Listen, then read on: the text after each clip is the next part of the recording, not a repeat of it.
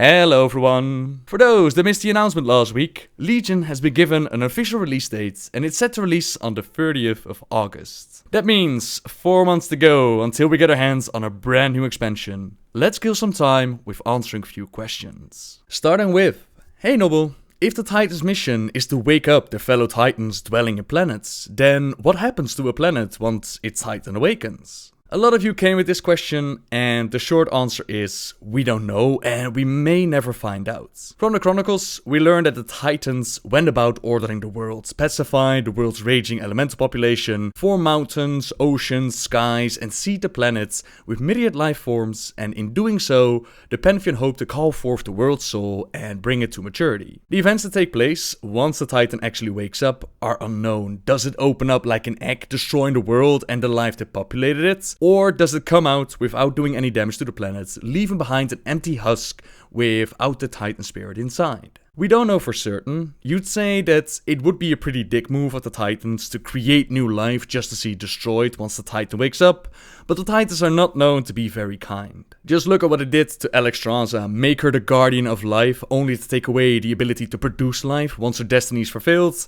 Titans don't really seem to care about details like that, and I wonder if we'll ever see a spirit wake up. On Reddit, there was a discussion going on about the sleeping Titan within Azeroth and what would happen if it ever woke up. To this, Dave Kozak replied to the topic saying, "It's too late. Azeroth will never wake up. He was the Titan's last hope. But a bit of his spirit dwells within every hero of Azeroth, every mage who picked up a wand, every warrior who took up a blade, every champion from any world who took root in Azeroth and decided to defend it as their home. We mortals are all that stand between the light and oblivion, but so long as this world is our home, we're lit from within by the heroic spirits of a dormant Titan." This quickly blew up with a lot of discussion, a lot of opinions, and then another reply came. Whoa, this blew up. I was just adding some color to the chronicle, not adding any lore with that comment. It's a Reddit post, not canon, smiley face. The chronicle is meant to be interpreted and enjoyed as you will. From that we can say that the post was not supposed to be canon and was meant to add some flavor, but let's imagine just for a moment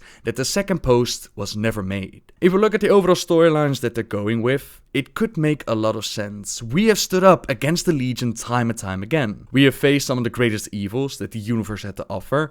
Step by step, we climbed the ladder to greatness. We are the children of the Titans, each race that calls Azeroth its home, imbued by the Titan spirits resting inside. Elglon the Observer already recognized that we were able to succeed where the Titan's own perfect creations had failed. Now this is all a tinfoil hat and speculation of course, but I wouldn't be surprised if this is the storyline that they're building up to, that this is the direction we're going. We are going to prove Sargeras wrong and show him that an old god-infused planet can birth more than just destruction for the universe. We, or the player base and all the characters, we are infused with the Titan spirit. We can do something none of them could have predicted. We can take the battle to the darkness and we can defend the world as we have time and time again. But hey, that's just a theory. For all I know, the Titan spirit is still alive and kicking. The planet is going to crack up and we're all doomed. The end. End of Warcraft. Only time will tell.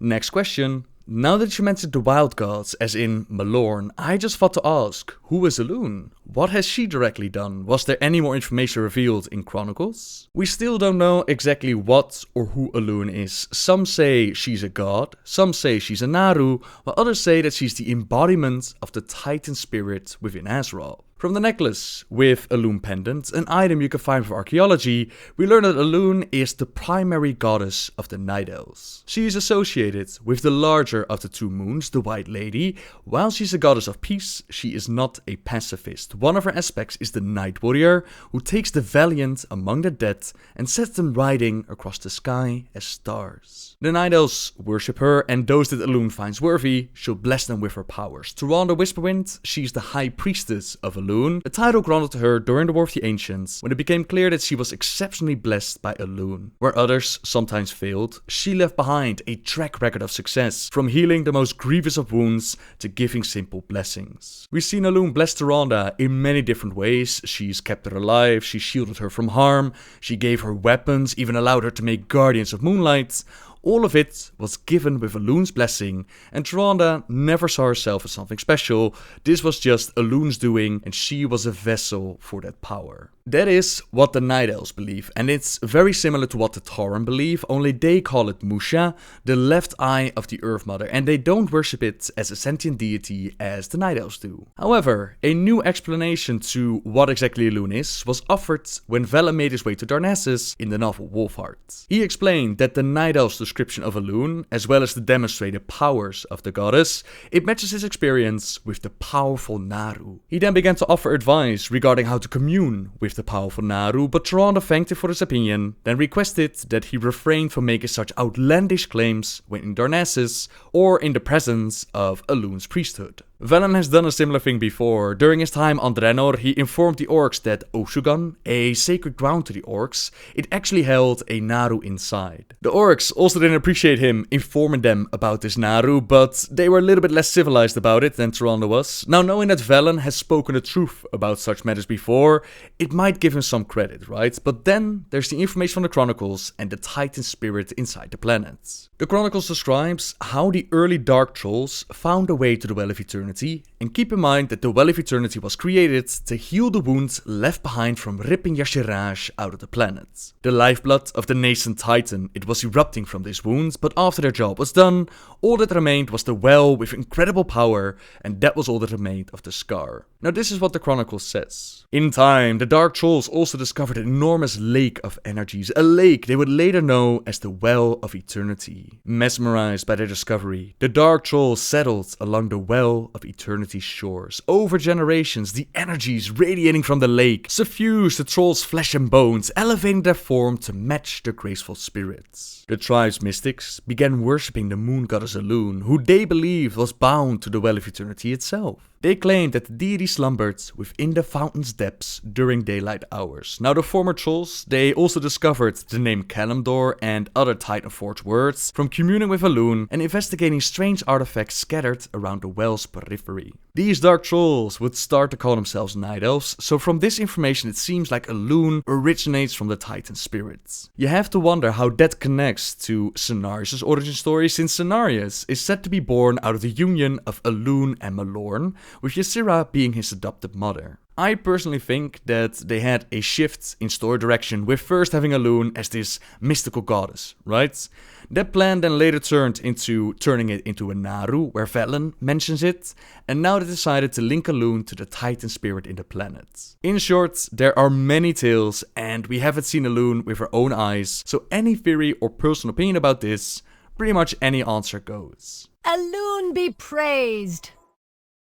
Next question. What's the story of the Jinyu? They look like night elves, but they are kind of elf fishes. The story of the Jinyu, I'll let Lord Walker Cho set it up for me. Great events often have humble beginnings. Consider a quiet pond. Still, the water is like a sheet of glass. Until I throw a stone.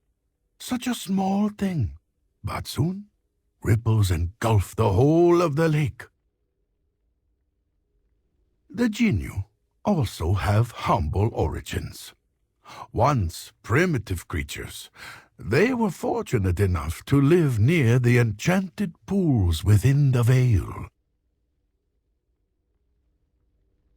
The magic of the pools expanded their minds and grew their bodies until they became one of the great ancient cultures of Pandaria.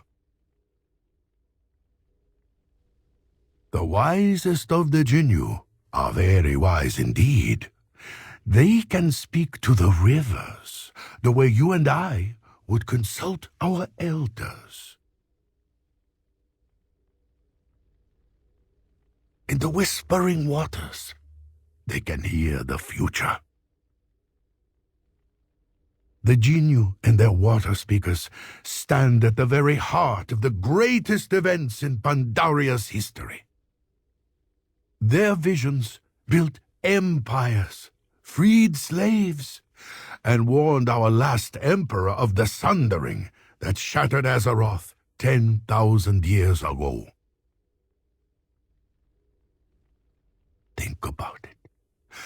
The smallest voice can change the world. Consider that, friend, the next time you decide to start throwing stones. So the Jinyu were originally Murlocs, and we don't know the origin of the Murlocs. Regardless, these Murlocs, they found a way to the enchanted pools of the Veil of Eternal Blossoms, and the magic of the pools evolved them into Jinyu, similar to how the Well of Eternity evolved the Dark Trolls into Night Elves. Over time, some of the Jinyu learned how to communicate with the waters to see into the future, earning them the title of Water Speakers. Now before Lei Shen the Thunder King showed up, the Jinyu actually managed to build up an empire, but they were unable to stand against the might of the Mogu. In one battle, Hakin of the 100 Spears crushed the Jinyu. The Jinyu's Water Speakers, they hurled columns of water, they were drowning the Mogu forces, they conjured bubbles that lifted Mogu to the air, then sent them plummeting to their deaths. Finally, with the Mogu forces nearly beaten, an unknown foot soldier rose up against the fishmen. The foot soldier grabbed a basket of the Jinyu's long fishing spears and hurled them over the battlefield with deadly accuracy. The spears pierced through the Water Speaker's shields, putting an end to the resistance. Now the Jinyu and the Hosen, they had close ties with each other. On the eve of the Jinyu's final stand against Lei Shen, the Hosen had agreed to help them, but they betrayed their so-called allies by pledging their loyalty to the Thunder King in exchange for preferential treatment, a promise that Lei Shen never kept. This act of treachery ensured the Jinyu's defeat and ignited a bitter racial feud between them and the Hosen that would last for generations. Eventually, the Thunder King would be overthrown by the races of Pandaria working together again, and the Jinyu's ability to predict their future was a key element in this victory. Many years later, when we showed up in Pandaria, we saw that the feud between Hosen and Jinyu, it was still very much alive, and they had a very hard time with trusting us. Nothing a vision from the water can't fix though, as Rasharum, the ancient emperor of Pandaria, appears in a vision. Ancient spirits of water, hear my echo through the silent deeps. Awaken from the great waters beyond. Carrier has arrived. Aid your Burn it to the children ground. in this time of need.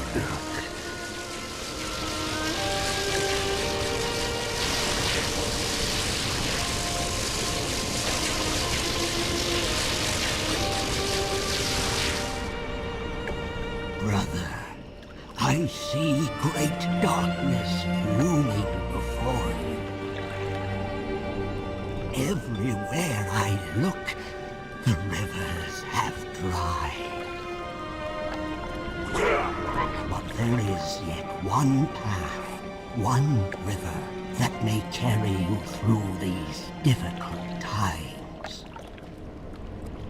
Powerful strangers come from across the sea. Seek their strength. Add it to our own. A great darkness. Could he Carrier mean has arrived. that we must trust these strangers? Burn it to the ground. These alliance, after all. The water tells the Jinyu to trust the alliance, whereas the Hosen ally themselves with the Horde. A great battle between the two factions erupts, and that's pretty much the major storyline that they gave to the Jinyu. The events of Pandaria played out, where they did make an appearance here and there, but this is pretty much all I got for you when it comes to the story of the Jinyu. Would you consider making a video or telling the story of Sunwalker Dezco and the Dawn Chaser tribe? It's one of the tales in World of Warcraft that really got to me, and seeing him later in World of Draenor in the Inn in my garrison, so sad. I have to agree, the story of Sunwalker Dezco is probably one of the more tragic ones in World of Warcraft. Now the first time that we see him pop up in a storyline was during Cressrang Wilds in Mr. Pandaria on the Horde side. I'll let my past self do the explaining. The Sunwalkers have been receiving visions of the Veil and they were sent out by Bane into uncharted waters. It were the visions of Dezco, his pregnant wife Lisa, that led them to the Cressrang Wilds. She has fallen ill, possibly because of the Shah influence, and Dezco had sent out her brother Chezin to find help. Chezin, however, only found Mogu and they killed him. Dezco is now so desperate that he asks you to find something that will save his beloved wife. You eventually find the Water of Youth and you bring it to Lisa. Walk with the Earth Mother.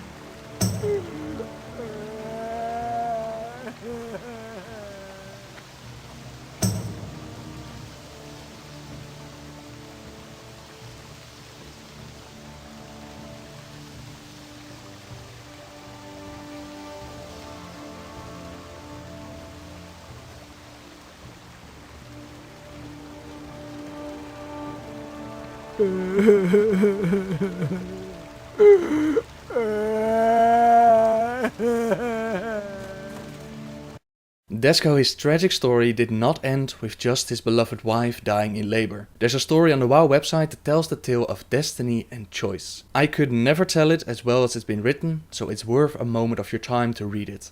The short version would be that the Sunwalkers have made their way to the Shrine of Two Moons. Dezco's sons have shown signs of illness and the Golden Lotus are looking for a new member. They have a ritual to decide who is destined to join them, and the ritual involves ringing a gong. After this, those who are destined would show signs that look like illness. The children of Dezco are the ones they were looking for, but both have shown those signs, so Dezco is given the choice as to what child he wants to leave behind. He refuses to choose at all and sets out to leave the Vale. The members of the Golden Lotus catch up with him, but they do not force him to make his choice. They plead with him to come back to the Vale instead of endangering his cubs, and he agrees.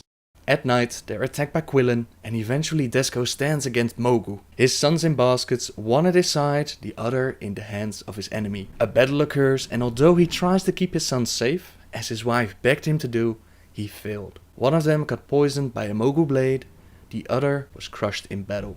They eventually take his poisoned son to the Pool of Hope, where Mokimo of the Golden Lotus places his son in the waters. At first nothing happens, and then the great red crane appears. He heals the wounds of the poisoned cub, and Dezco asks him if he could do anything for his other son. Before he was finished, the image of the red crane had already disappeared. He then decides that there is no running from destiny, and he hands over his son to the Golden Lotus. This is why they came to Pandaria. This is what his wife had seen in her vision. His son becoming part of the Golden Lotus, becoming part of Pandaria. And that's why Dezco only has one child on his back when you see him in the Vale. Like I said, it's worth your time to read the full story, and I'll place a link in the description. The story in Krasarang Wilds ends with you finding Anduin, who managed to escape as you were fighting in the Jade Forest. Kor, a longtime friend of Dezco, gets killed in a trap by the Mogu. You avenge his death, and both Sunwalker Dezco and Lord Keeper Veldrin, who just lost his daughter, agree that enough blood has been spilled today. After all of this, you help the people of both the Valley of the Four Winds and Krasarang Wilds as they are trying to defend their home against the Mantid. After this, the storyline continues, where we eventually find Anduin in the Temple of the White Tiger, where he's trying to convince them all to open the gates into the Vale of Eternal Blossoms. We defeat the turmoils of our soul until the White Tiger eventually decides to open the gates. I find your fate inspiring, little one, but I wonder if you have ever met our war chief. Dezco wonders if Anduin has even met Garrosh before, and if it's a wise thing to open the gates for the Horde. Now later on, after the events with the Divine Bell and Garrosh nearly murdering Anduin, we find Dezco within the Taverns of the Mist, where he says, "Greetings, Claws. Chieftain Bane Bloodhoof was distressed to learn of Garrosh's savage attack on the human prince. Our causes for grievance against the Alliance are many, but none are the responsibility of this little one. The prince and I met at the Temple of the White Tiger. On my honor, I have pledged that I will do what I can to keep him safe." Despite his words and the warmth the prince directs his way, the Tarn Paladin suffers distrustful glances from the royal bodyguards in the corner of the room. After this, Dezco would fight with us on the Isle of Thunder, and as we now know, time would prove that Dezco was right. It was indeed unwise to open the gates to the Vale of Eternal Blossoms for Garrosh and the Horde, since Garrosh, he had the goblins tear open the Vale in search of the hidden secrets of the land. He was looking for that which filled Pandaria with such a dark and powerful energy, and to everyone's surprise, Lorewalker Chose included, the goblins actually did find something, but Taranzu is not happy with the actions of the Horde. Taran, what have your people done? You've dredged open a scar within our sacred veil. Lord Zu, please understand. The Orc war chief who ordered the deed no longer speaks for the whole of the Horde. Many voices are rising up against him. Your politics are no concern of mine. Your Horde has disrespected the sanctity of this place. You are no longer welcome here. Leave at once. Give us the opportunity to bring Garrosh to justice. Sunwalker, I respect your people. You have aided us in our campaign against the Shah and the Thunder King. Otherwise, I would have already ordered the Shadowpan to purge this entire shrine. But my patience is at an end. The Horde must leave. Please, give us time to make this right.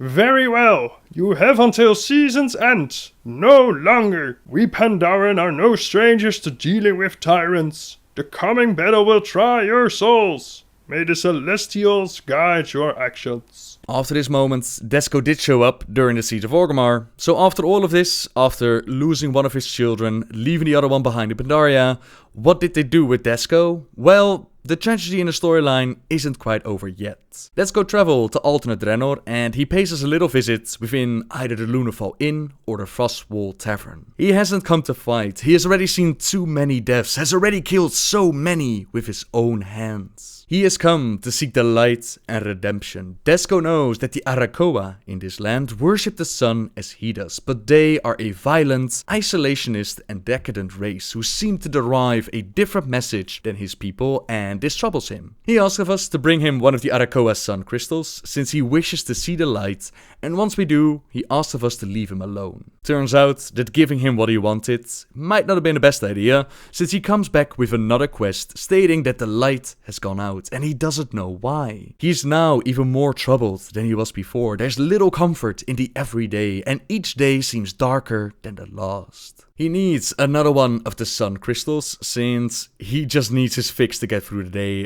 It seems like we've hooked him up with something that we just shouldn't have, and Dezco is now addicted to the light crystal, since he keeps coming back over and over again. Time will tell if the future for Dezco will hold even more tragedy, or if they decide to take his story into another direction. For now, we've hooked up Dezco with quite the addiction. I personally hope that he has a brighter future ahead of him, but only time will tell.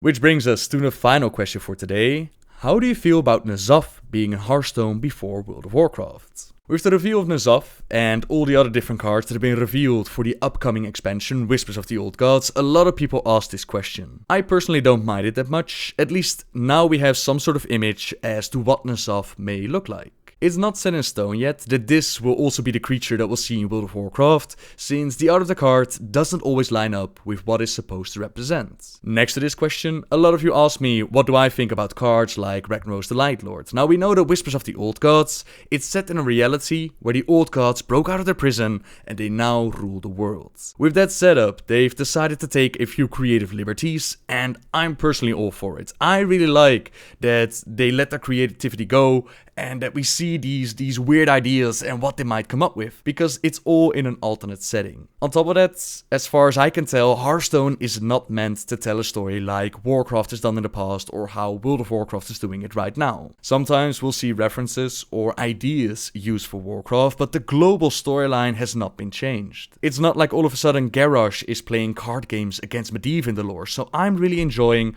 all the creative ideas that they come with. It's a card game, and I don't think that we should take the story that they develop around it that seriously to the overall lore. But that's just my take on it. And with that, ladies and gentlemen, we've reached the end of this Q&A. Thank you all very much for sending in your questions. If you have more, leave them in a comment down below, and who knows, your question might be used in the next video. Subscribe if you like my videos, and until next time guys, see ya!